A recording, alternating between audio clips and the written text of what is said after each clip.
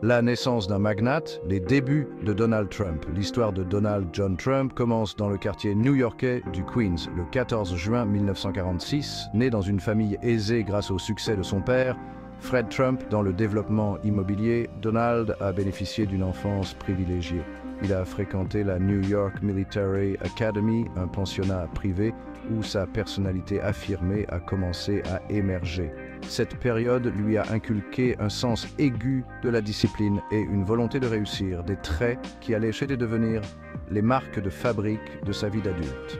Après avoir terminé ses études secondaires, Trump s'inscrit à l'université Fordham avant de rejoindre la Wharton School de l'université de Pennsylvanie. À Wharton, il se concentre sur l'économie et l'immobilier, préfigurant son futur parcours professionnel. Alors qu'il est encore étudiant, Trump commence à travailler aux côtés de son père, apprenant les subtilités du secteur immobilier et développant une compréhension aiguë de l'art de la négociation. Cette première exposition au monde de la construction et de la négociation s'est avérée inestimable alors qu'il s'apprêtait à faire sa propre marque. La jeunesse de Trump a été marquée par une combinaison de privilèges et d'ambition. Il a bénéficié d'une éducation aisée et d'une formation de premier ordre, mais il a également fait preuve d'un sens aigu des affaires et d'un désir incessant de faire ses preuves.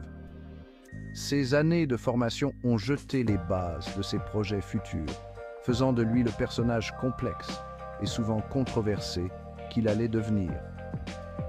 Alors qu'il passait du monde universitaire à l'arène tumultueuse de l'immobilier new-yorkais, il est devenu évident que Donald Trump était un homme à prendre au sérieux. Voulait construire un empire, l'ascension de Trump dans l'immobilier. Fort d'un diplôme de Wharton et de l'expérience acquise en travaillant avec son père, Donald Trump s'est aventuré dans le monde de l'immobilier à Manhattan dans les années 1970.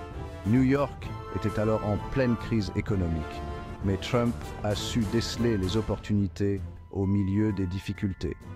Il possédait une capacité étonnante à identifier les propriétés sous-évaluées et à négocier des accords avantageux, employant souvent une combinaison de charme et de tactiques agressives.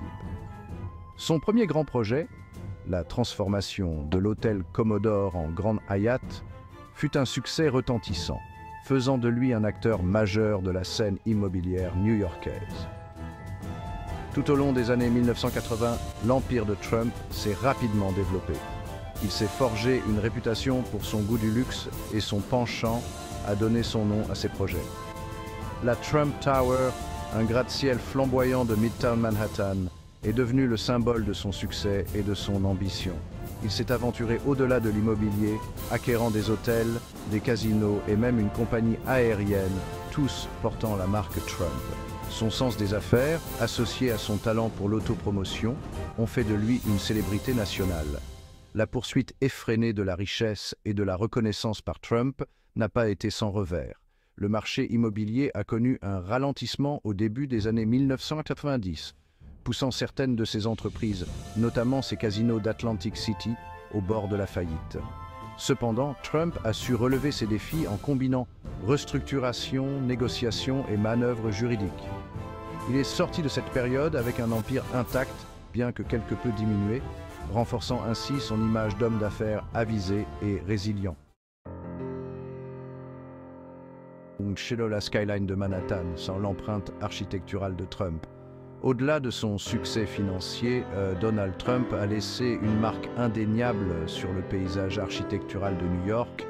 Ces bâtiments, souvent conçus en collaboration avec des architectes de renom, sont devenus des symboles de l'opulence et de la grandeur de la ville. La Trump Tower, avec sa façade en verre caractéristique et son atrium en marbre rose, incarnait les excès des années 1980. Si certains critiques ont qualifié ces bâtiments de clinquants et d'ostentatoires, l'impact de ces derniers sur la ligne d'horizon de la ville était indéniable. Les projets de Trump se sont étendus au-delà de Manhattan. Il a construit le Trump International Hotel and Tower, un gratte-ciel imposant qui surplombe Central Park. Il a également développé la Trump World Tower, un immeuble résidentiel situé près du siège des Nations Unies. Chaque projet reflétait sa vision grandiose et son désir de laisser une trace durable sur la ville. Son influence sur l'architecture new-yorkaise est indéniable, suscitant à la fois l'admiration et la controverse. Les goûts architecturaux de Trump penchèrent souvent pour une esthétique somptueuse et opulente. Il affectionnait les matériaux comme l'or, le marbre et le verre, créant des bâtiments qui respiraient le luxe et l'exclusivité. Ses projets comportaient souvent de grands atriums, des plafonds vertigineux et des jeux de lumière spectaculaires, reflétant son désir de créer des espaces qui impressionnent et émerveillent les visiteurs. Si certains critiques ont soutenu que ces bâtiments manquaient de valeur architecturale, leur impact sur l'identité visuelle de New York était indéniable. De la salle de réunion au petit écran, le règne télévisuel de Trump. L'incursion de Donald Trump à la télévision a encore amplifié sa célébrité et l'a fait connaître à un public plus large. En 2004, il devient producteur exécutif et animateur de The Apprentice, une émission de télé-réalité dans laquelle des candidats s'affrontent pour avoir la chance de travailler pour la Trump Organization. L'émission est un succès immédiat, propulsant Trump à un nouveau niveau de célébrité et faisant de sa phrase fétiche « Vous êtes viré » un élément de la culture populaire.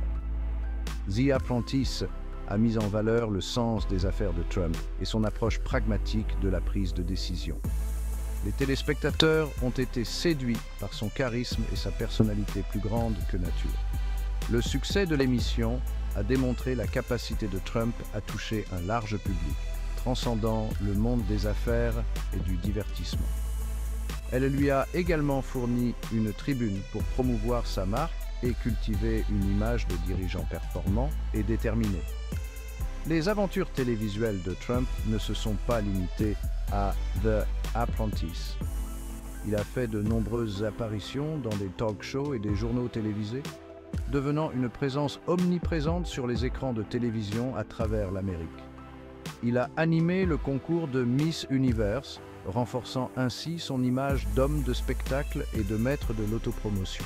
Ses incursions à la télévision n'ont pas seulement renforcé sa marque personnelle, mais ont également jeté les bases de ses futures aspirations politiques, démontrant sa capacité à capter l'attention et à établir un lien avec un large public.